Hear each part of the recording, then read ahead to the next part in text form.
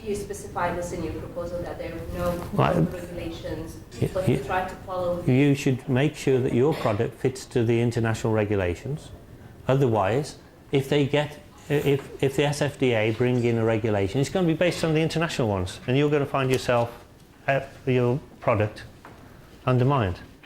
So look at the international marketplace. Look at, and if you're trying to get a product in Saudi Arabia that isn't regulated at the moment. Yeah, it's not. So the only regulation, excuse me, the only regulation that exists now in the world actually is only in the States. Yes. So, and it was recently published, but none in Saudi Arabia. So shall I just go and follow the US regulations? I suggest you do, because the SFDA copies either the European regulations or the Saudi, Yes. The American regulations.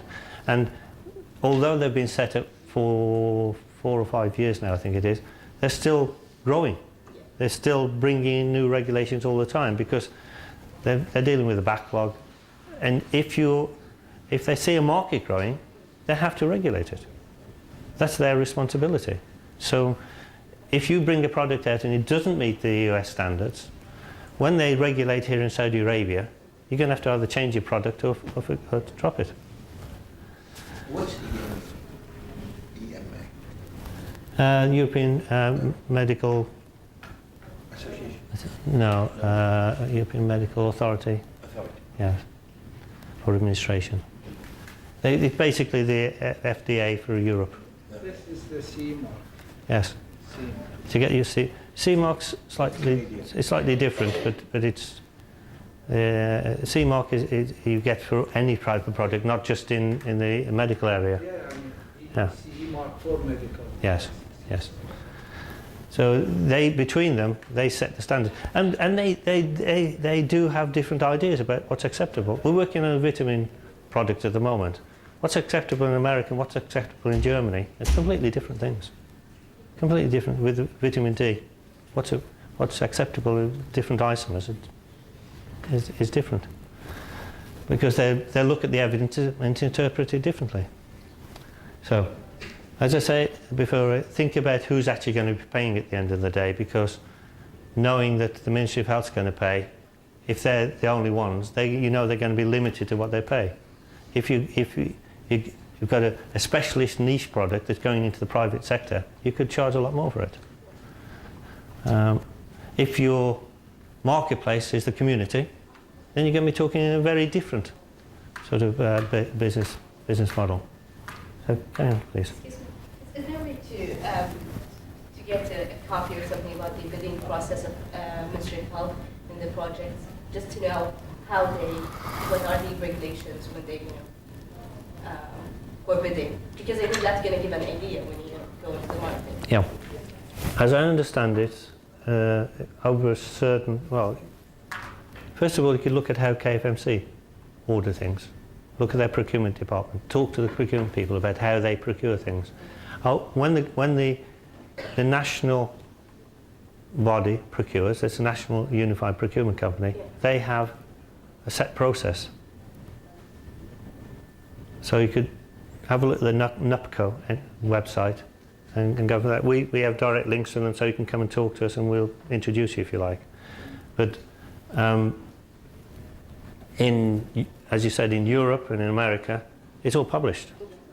Everything above 100,000 euros throughout Europe has to be publicly published. Below 100,000 euros, each government has rules about how how the tenders are put together and what's made available and what isn't made available. But even so, in most public organisations in Britain, above £5,000, they have to have competitive tenders. £5,000. Yes. Wow. And you could have 3 competitive tenders. £5,000. Yeah. So that you don't waste public sector money. So you waste the money getting 3 tenders in. But for small businesses, it's great actually, because it means that you've always got a chance of bidding for some work. So your local authority is publishing that they want new cards printed, they want new work on their website or whatever. It gives you the opportunity for small businesses to get in and build their business up with a large organisation. So it actually does work in favour of the smaller businesses. And in every country in the world, the smaller businesses actually employ just as many people as the big businesses. Sometimes more. In most developed countries, more. In Britain, something like 60% of the employment.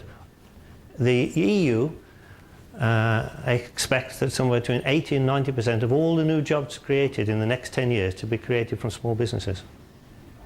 Because what does a big business do? It grows and grows and grows, automates its processes, reduces the number of staff working there. It's the small businesses that take on new people. It's particularly the small technology-based businesses. That's where young graduates are going to find their future jobs. So, okay, so we've looked at your competitors, you've looked at your clients, you understand the market. What are you going to do now? You've got to develop a market strategy. How are you going to get into the market? What's your strategy going to be? How are you going to promote yourself? How are you going to convince people that your product is the right product for them? I don't have time to cover it all today. If you want to learn more about that, then you've got to come to our workshop. So this is a bit of a taste. But developing your market strategy is a critical part of your business plan. You've got to think, how are you going to get your product in the hands of your final users? How are you going to let people know about your products and services? If you're only selling to the Ministry of Health, then you don't have to do a big TV campaign and have a website that is accessible to hundreds and thousands of people. If you're focusing on a consumer product, then you've got to have a very, very different approach where everyone knows about it, where there's peer pressure that they buy your product, your service. So there's very different strategies. If you want to, what also affects your strategies is what we were talking about earlier, whether your geographical ambitions. If you're talking about just here in Riyadh, or here in Saudi Arabia, or in the Gulf region, or the MENA region, or globally, there are different strategies you've got to develop for that. It may well be that you say, well, we're going to start in Riyadh, take over Saudi Arabia, then the Gulf, then the rest of the world. But you have to spell that strategy out and how you're going to achieve that. Because if you're going out there to get $5–10 million dollars invested in your business, then they'll want to have $10, $20, $30 million back from it in 5–10 years' time. To do that, you've got to show how your market's going to expand, how your profitability is going to expand, how the potential of your business is going to grow. So I'm going to jump straight in now to the financial side of it. The financial side is the boring side of it for most people. But from your investor, it's the critical side. Because mostly what they're putting in is money. And that's what they understand. You may understand stents or the community or some pharmaceutical product, but they understand money and they understand how to make money work for them. So you've got to be able to put together a financial plan which convinces them. So just skip on, please. So what we hope to do here is very superficially cover how you produce a financial projection, so it models the future of your business. And it has to be as accurate as possible. It will never be accurate. The market changes, prices change, your direction changes. When the market changes, you say, well, actually, maybe we can sell it over here rather than over there. Or if we change this colour, change that shape, it'll get into a different market. But you have to have a plan at the beginning that's as precise as possible. We're going to talk about the range of financial sources of finance for your business. And then we're going to talk about how you convince. Can you go on to the next bit? How you can, what the concerns the investors have and how do you convince, go on, how do you convince those investors? So that's what we're going to work on over the next